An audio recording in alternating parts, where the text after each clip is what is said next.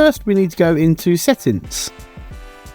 Once we're in settings, we need to then locate the order rules section. As you can see here, I have some examples in my demo account, but to create a rule, you come up to the top right hand corner to click on create a rule. This is where you can give it a name, which gives you a simple idea on what that rule is.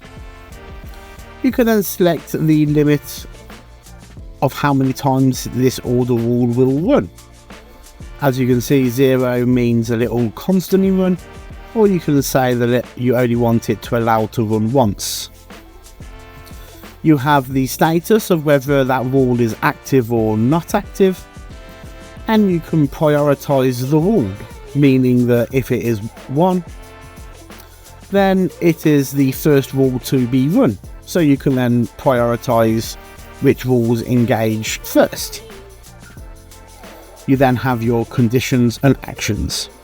As you can see under the fields, we have lots of conditions that you can utilize within our system, and then also in the conditions you have all of these options as well, and depending on what you select depends on the value that you can select as well.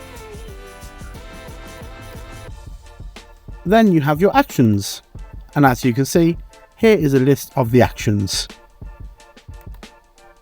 And again, depending on the action that you select, gives you the option to enter into the fields here.